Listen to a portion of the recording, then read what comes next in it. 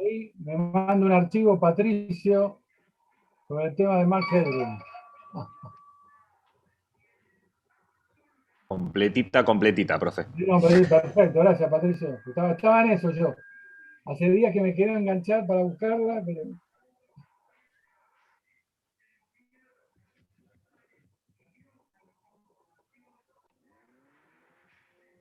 Bueno, ya estamos lo suficiente. Bueno, entonces, nos quedaba ahora el tema de la categoría que se llama pasado, es decir, vimos el futuro, ahora tenemos que ver el pasado.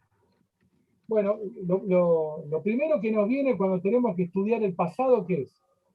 Que con el linealismo llega el concepto de historia, es decir, la historia llega con el linealismo, hasta que el linealismo no se impone, el concepto de estudiar el pasado no existe. ¿Por qué? Porque al fin y al cabo nuestra vida es una repetición, entonces no, los hechos no eran únicos e irrepetibles. Si los hechos fueran únicos e irrepetibles, quiere decir que en el pasado hubo hechos que fueron únicos e irrepetibles, y en el futuro habrá hechos únicos e irrepetibles. Entonces hay que estudiar todo.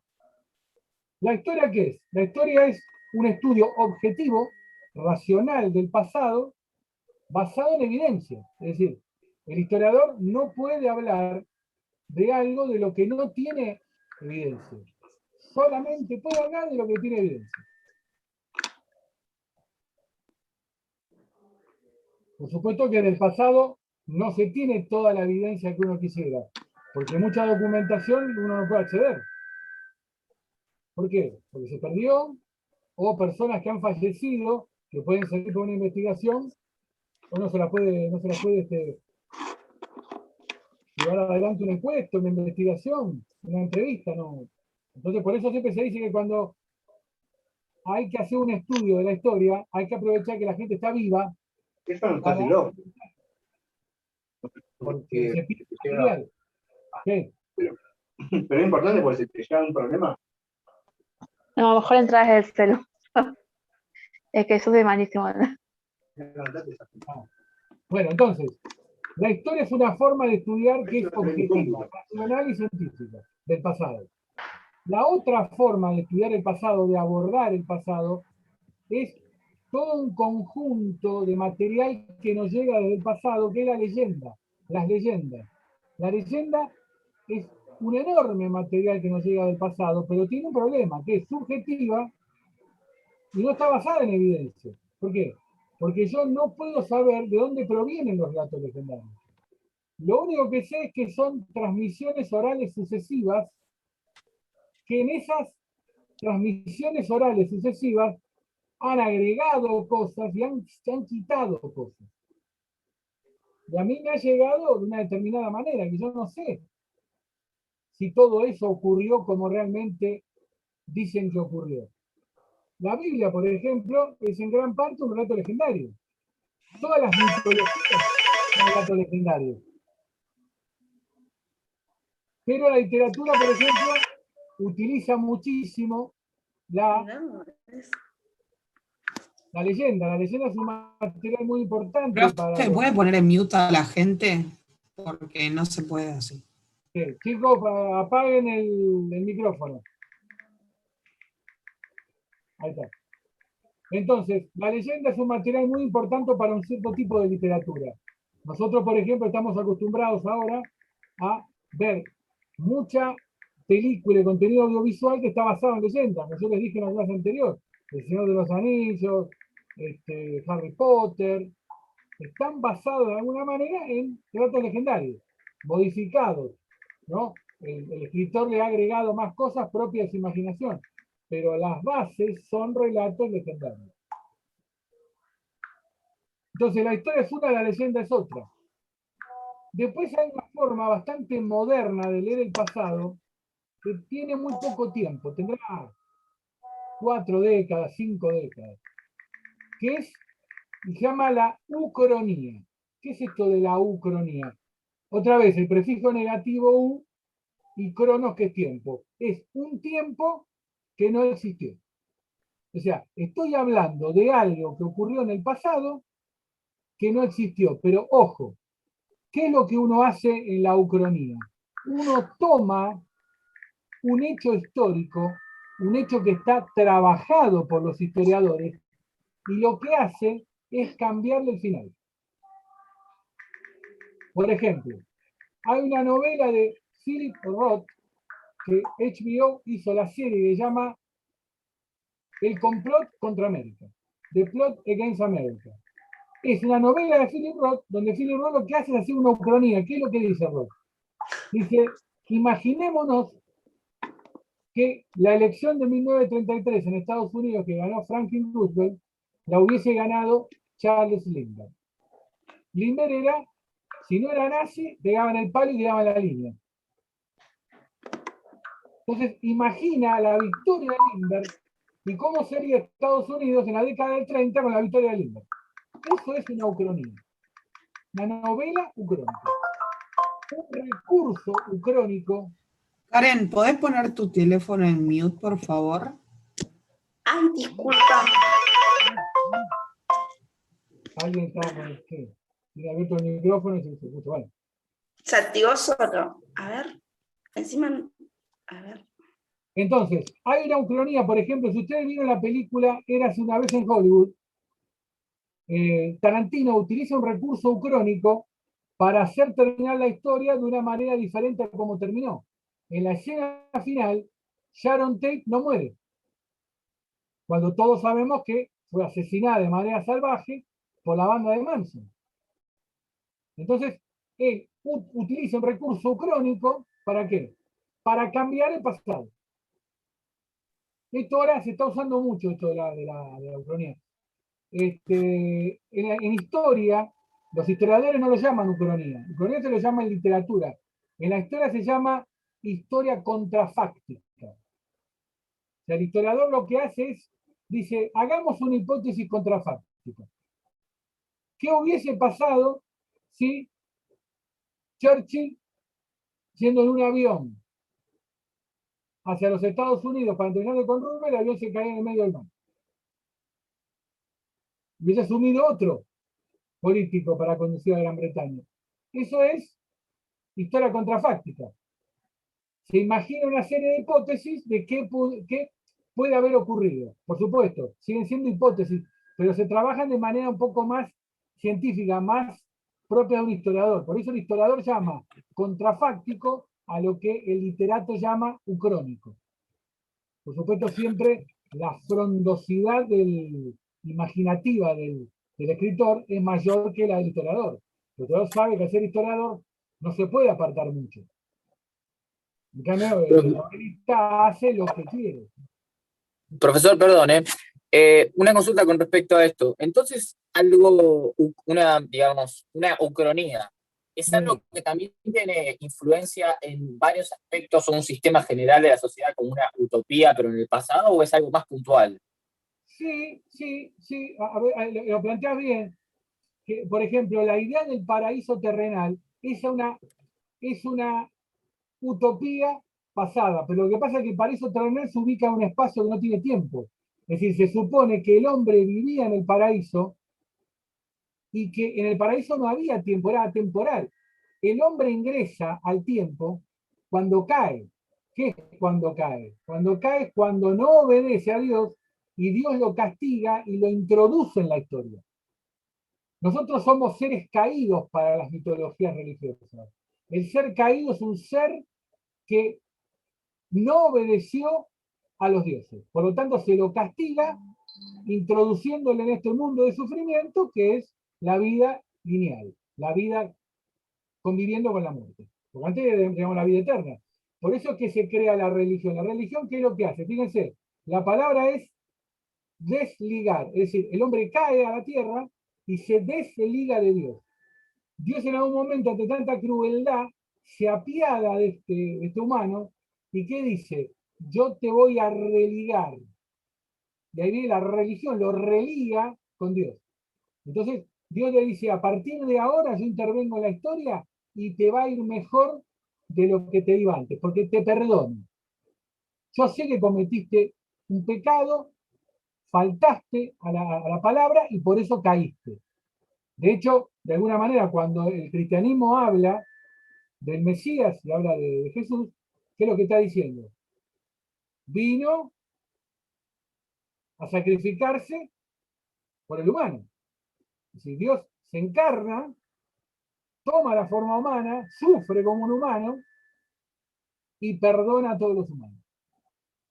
Entonces ese pecado capital que estaba ahí en Adán y Eva al fondo queda perdonado. Por supuesto es que no nos dice que la vida eterna ya está ahí a la vuelta de la esquina. Los primeros grupos cristianos, los primeros 2 siglos, que era inminente el fin del mundo. Los primeros cristianos veían el fin del mundo como algo inminente. Después, en algún punto, en el 3er siglo, en el 4.º siglo, un grupo dice, me parece que la parucía no está tan cerca como nosotros creíamos.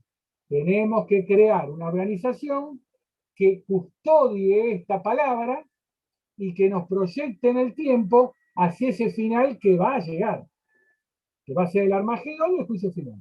Entonces se crea la iglesia para custodiar esa palabra a lo largo del tiempo y mantenerla inalterable. Y repito, mantenerla inalterable. No se puede alterar. Es una promesa que se mantiene inalterable.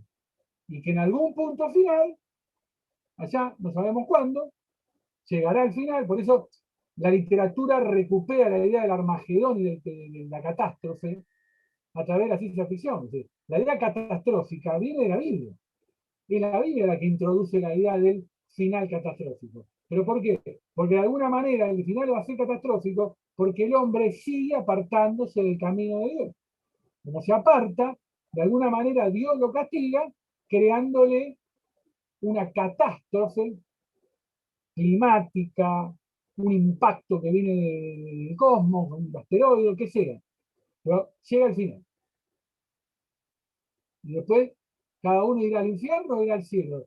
Eso es un juicio, ya no sabemos cómo va a terminar.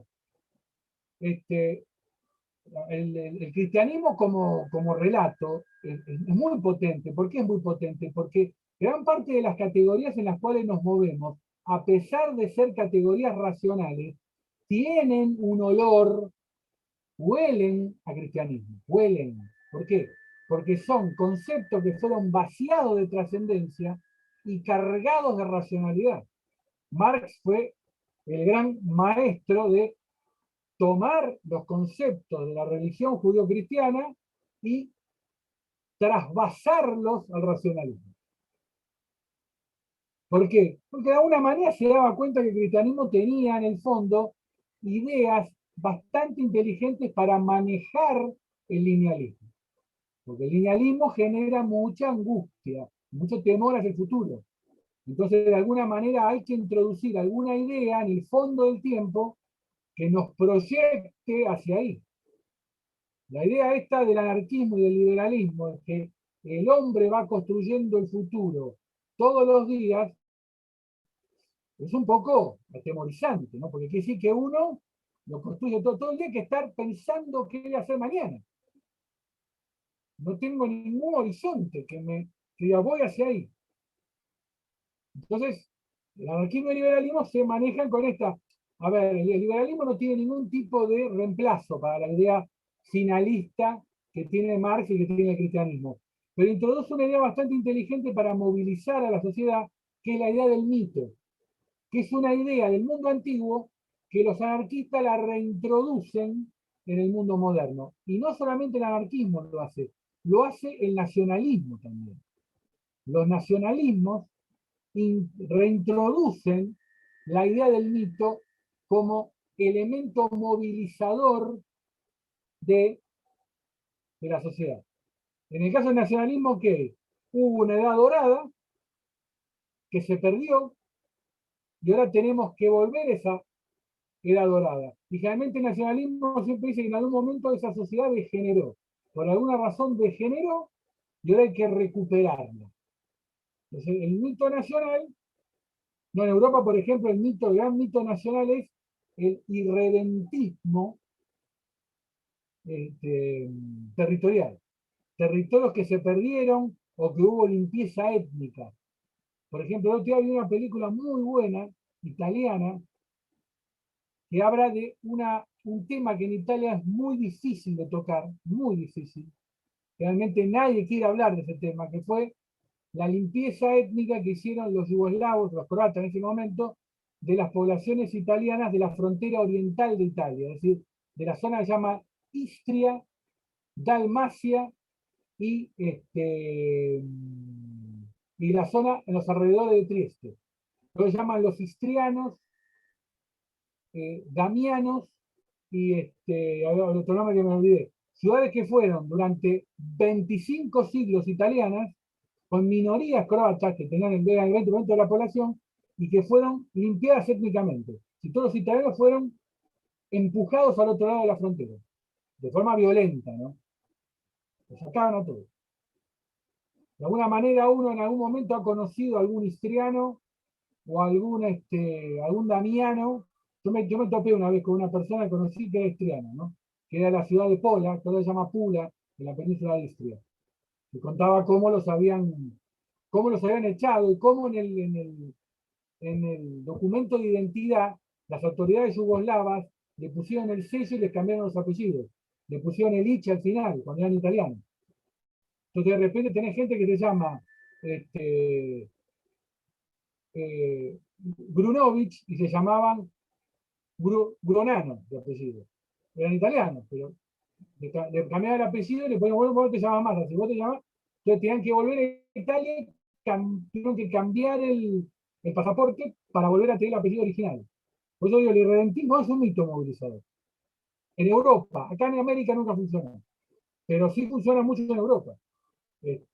Italia tiene ese mito irredentista con esa zona que pertenece a Croacia. Alemania lo tuvo históricamente con zonas que están en Polonia. Se dice que Alemania perdió, Prusia, el Estado de Prusia perdió el 80% de su territorio.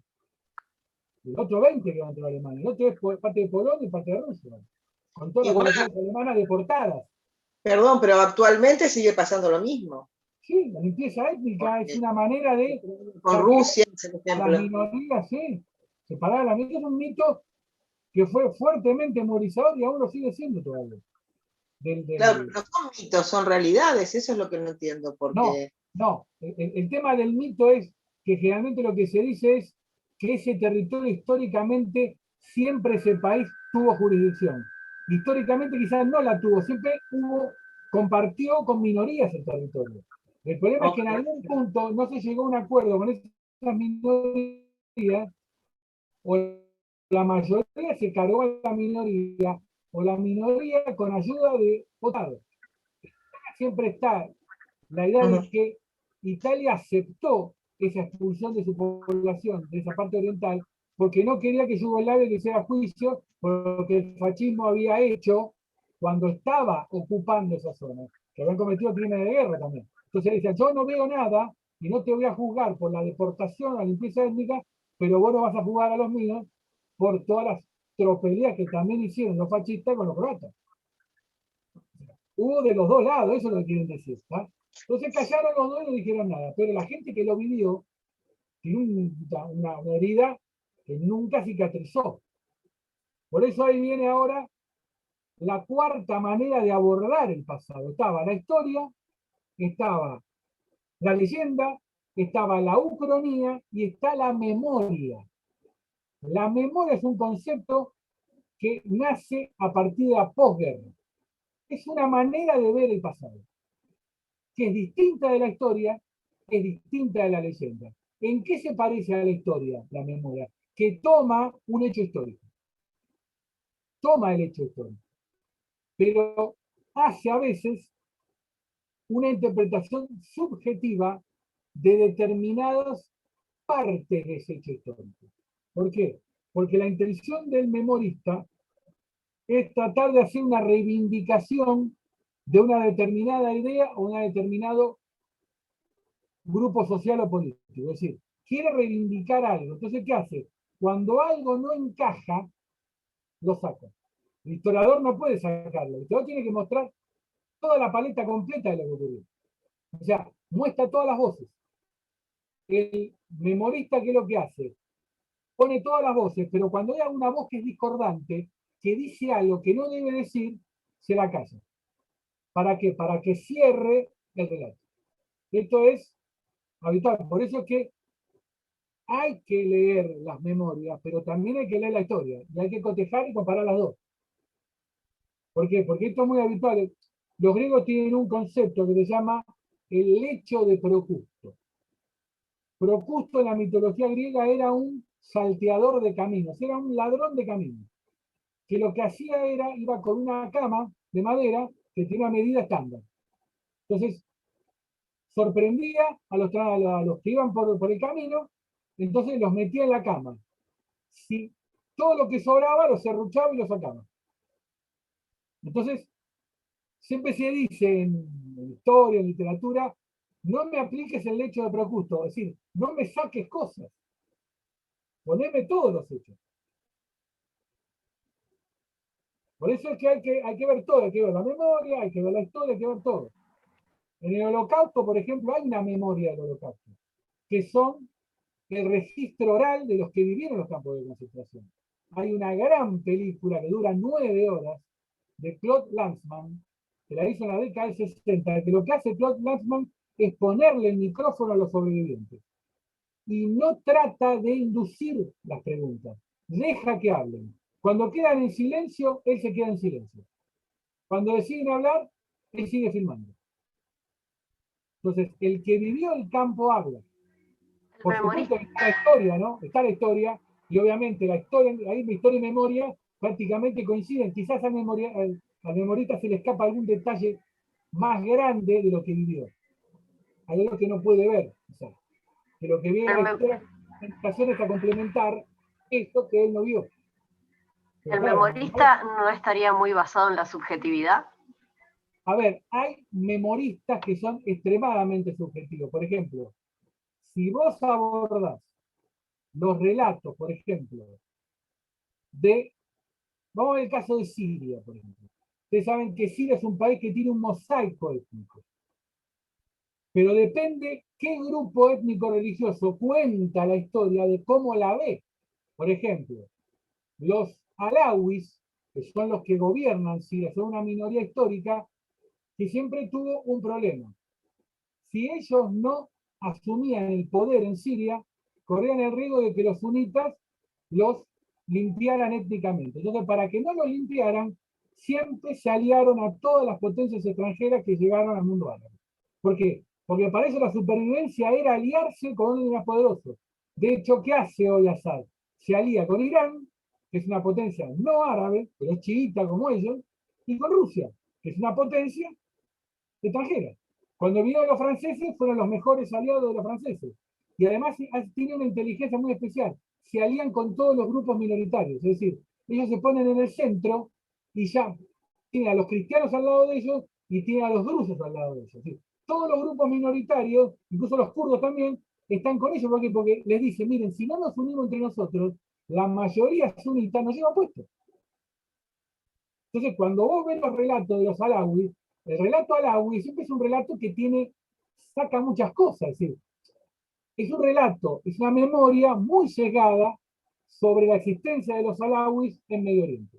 Cuando vos ves la memoria del suní sirio, es otra memoria.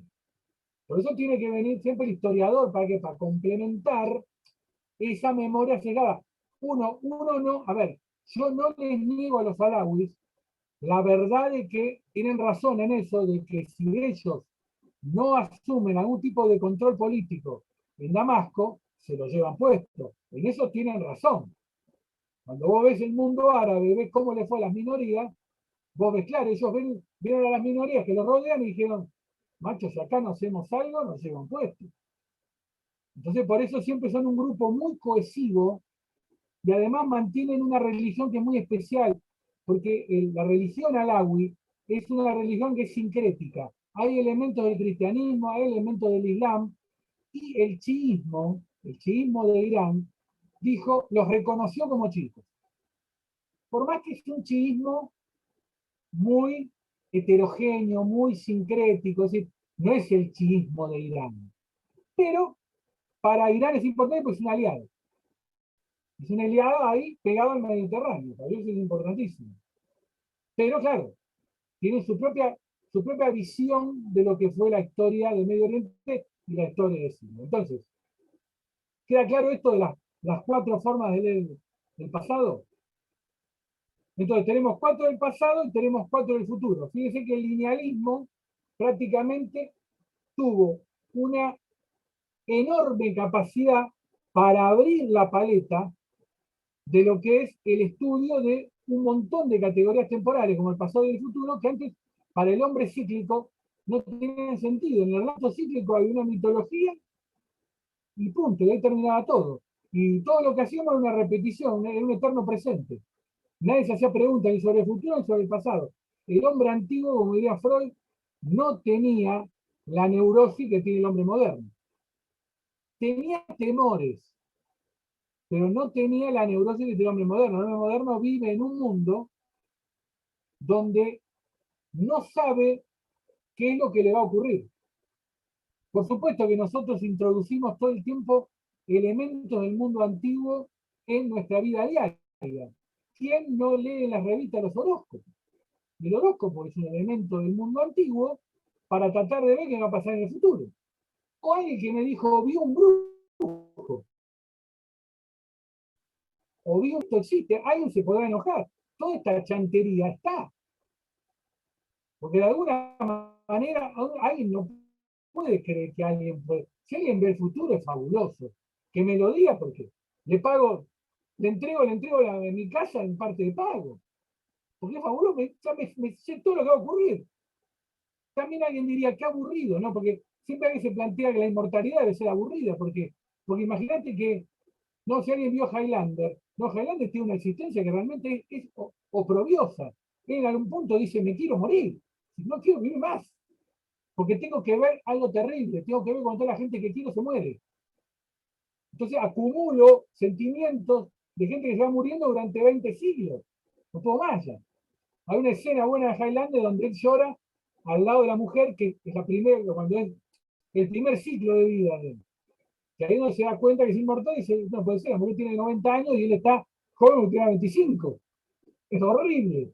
¿Entienden? Bueno, entonces, ahora vayámonos un poco al tema de las instituciones sociales. Es decir, la idea ahora es ver cómo las instituciones de la sociedad se han configurado y reconfigurado a partir de los cambios que ha habido en esta continuidad de mundo antiguo, mundo moderno, mundo posmoderno. Es decir, yo les había dicho que el tema de la modernidad, la posmodernidad, tiene en el centro una cuestión. ¿Cuál es la cuestión?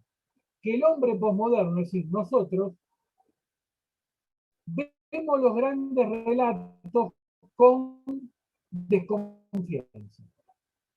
Es decir, ya no creemos que exista un gran relato totalizador de la experiencia. ¿Cómo reemplazamos ese relato totalizador? Porque de alguna manera tenemos que tener algún guión para poder movernos en la vida. ¿Sí? Todos nosotros de alguna manera tenemos en nuestra vida algún tipo de guión que es el que nos dice cómo tenemos que vivir. Porque si no, imagínense que no nos podríamos mover. Hay cosas que nos impulsan. Y esas cosas que nos impulsan son relatos. En el caso del posmodernismo, lo que nos impulsa son los pequeños relatos, no ya los grandes relatos. Y los pequeños relatos están vinculados ¿a qué? A esta explosión posmoderna de la identidad, ¿no? La explosión identitaria. Todo el mundo ahora se refugia en alguna identidad. O sos, por eso la palabra, ¿a qué colectivo perteneces? ¿Sos LGBT+? ¿Sos pueblo originario? El feminismo lo vamos a dejar un costado porque después cuando veamos en la próxima clase cultura, subcultura y contracultura, ahí vamos a ver que el feminismo no es una subcultura. El feminismo es un movimiento contracultural. ¿Por qué es contracultural? Es el tercer gran movimiento contracultural del último siglo. Está el hipismo, el punk y ahora viene el feminismo. ¿Por qué digo que es contracultural? Porque pretende modificar la cultura dominante. El feminismo no dice, como el ortodoxo judío, yo estoy en mi mundo, pero no pretendo cambiar la cultura dominante. A mí déjame vivir con mis creencias. El movimiento feminista es contracultural, ¿por qué? Porque pretende cambiar aspectos o vigas centrales de la cultura dominante. Entonces es contracultural. ¿Está? Por eso cuando alguien me dice la subcultura feminista, no, contracultura feminista. Y no en sentido negativo, en sentido positivo. ¿Por qué? Porque un movimiento contracultural, ¿qué hace? Quiere cambiar aspectos centrales de la cultura dominante. La confronta a la cultura dominante. Le dice, esto está mal y quiero modificarlo. Eso explica por qué hay tanto alboroto en torno al feminismo que no lo hubo en otros grupos culturales. ¿Por qué? Porque no plantearon desafíos a la cultura dominante, como si lo plantea el feminismo. Entonces, volvemos al tema de la explosión identitaria. Hay un montón de identidades, un sinfín de identidades. Y también hay una autocrítica en algunos sectores, especialmente del progresismo, que estaban inscritos en el relato dominante del marxismo, que reconocen que pasaron por alto las identidades. ¿Qué es pasar por alto las identidades? Por ejemplo, el machismo era un corte transversal a la sociedad moderna. Había machirulos marxistas y había machirulos liberales y anarquistas. Machirulos se ven en todos lados. Abusos contra las chicas era el gran compañero y teórico trotskista como el gran teórico liberalismo. Los cortaba a todos, porque era una cultura masculina que cortaba todo. Lo mismo con la discriminación de las minorías sexuales. Grandes pensadores marxistas y líderes marxistas eran homofóbicos. Sin ir más lejos. Fidel Castro y Che Guevara eran homofóbicos los dos, pero muy homofóbicos. De hecho, Fidel decía la revolución no se hizo para los peluqueros, que quería decir los homosexuales. El Che incluso había llegado a prohibir libros en Cuba de Jean Genet, el escritor francés, que hacía una reivindicación manifiesta de su homosexualidad. Y decía, no se puede leer el libro de este maricón. Eso no es para juzgarlo al Che, es un hombre de su tiempo. Estaba cortado por su tiempo. Entonces, ¿qué podía hacer? No podía hacer otra cosa. El tiempo lo cortaba. Y esta discriminación también se hacía, por ejemplo, muchos marxistas critican, hoy mismo critican, a los pueblos originarios. ¿Por qué? Porque quieren una vuelta al pasado. Y para ellos el marxismo fue una superación de eso. Entonces, ¿cómo vamos a estar hablando del materialismo histórico y de Hegel y me vienen con el culto a la Pachamama? No, yo siempre... Hay un pensador marxista que da clases en la UBA, que a mí me encanta por un tipo simpatiquísimo, pero se enoja muchísimo con esto. Por eso les voy a poner algún enlace para que vean alguna charla que se llama Sergio Brauli. Es divino, porque él se enoja con esto. O sea, porque él quiere recuperar ese relato totalizante que tenía el marxismo, donde había un empoderamiento marxista de hacer todo, de hacer el amor, de cocinar, de manejar. Hay una forma anarquista también para todo lo que se hacía, una forma liberal para todo, pero era totalizante el relato. Cada cosa que decía, te decía, eso, compañero, no es propio del materialismo histórico.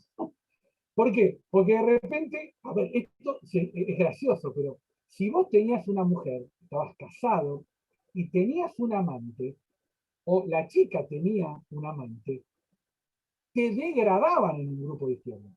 Porque eso no era conducta burguesa, te decían. No era propia del materialismo histórico. Ella decía, me enamoré, ¿qué cree que haga? No tengo la culpa, me enamoré. Bueno, no se podía. Usted tiene, compañera, idea burguesa, le decía. Eso es un residuo burgués. Así que, por favor, reconsidere esa relación y vuelva con su marido. Yo decía, pero ¿cómo? ¿Estoy en la iglesia? No. Era un hecho y derecho hombre del progresismo. Yo digo porque he escuchado, amigas de mis primas que contaban eso, que estaban en organización en la década del 70 y las despromovían porque tenían un amante. Y como decía una amiga de mi prima, me decía, pasé una noche nada más, no fue más que eso. Pero bueno, ya está, despromovida. Por tener conducta, y no, las hacían, las penalizaban, compañera, lea estos textos porque usted tiene conducta burguesa. Y por ejemplo, fumar marihuana es una conducta burguesa. Eso también era burguesa. Bueno, entonces, volvemos. Entonces, esta explosión de la identidad hoy es lo que hace que cada uno se ubique en una identidad diferente. Ahora, yo también entiendo la indagación o la preocupación de un militante o de un pensador o de un político de izquierda. ¿Por qué? porque eso lo pone Bauman en un libro que se llama En busca de la política. Dice, ¿cómo hago yo ahora para hilvanar todos esos fragmentos? Porque antes yo tenía un sujeto histórico, que era homogéneo. Ahora tengo un sujeto histórico heterogéneo, cortado en fragmentos, donde a veces se contradicen entre ellos. Piensen en el feminismo mismo. Por ejemplo, el feminismo, aún siendo contracultural, hay temas dentro del feminismo donde hay discrepancias. Por ejemplo, el tema de los chicos down. ¿No? Si a vos te dicen que vas a tener un chico down, ¿lo tenés o no lo tenés? Y ahí hay, en la biblioteca feminista hay discrepancias. Porque hay mujeres que dicen no, si me lo dicen no lo tengo, te dicen no, sí lo tengo. Ahí hay una discrepancia. Hay discrepancia con el tema de la prostitución, por ejemplo. Hay grupos colectivos feministas que la aceptan la prostitución. Y hay grupos que la rechazan completamente. A esto me refiero cuando Bauman decía, hay contradicciones no solamente entre los grupos, sino dentro de los mismos grupos. O sea, hay una explosión de debate y de ideas que a veces conspira contra ¿qué? Contra la necesaria cohesión que tiene que tener el grupo en ese momento. Entonces, el gran desafío del futuro, ¿cuál va a ser? ¿Cómo se hilvanan estos fragmentos, o sea, todos estos pequeños relatos? ¿Cómo se hilvanan? Va a ser difícil porque entre los ambientalistas y los veganos a veces hay peleas. ¿Por qué? Porque hay muchos ambientalistas que comen carne. Y el vegano dice no como carne.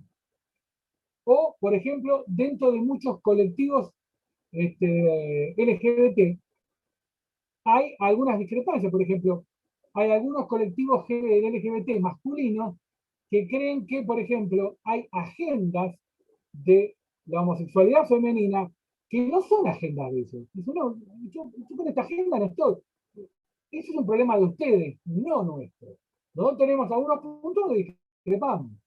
Otra vez, dentro del propio colectivo, incluso hay, dentro del colectivo feminista, hay mujeres transfóbicas. Y hay todo un movimiento de transfobismo feminista. O sea, dentro del grupo hay de todo, para todos. Con lo cual, el segmento se hace cada vez más fragmentario. Queda menos de un minuto, así vamos terminando.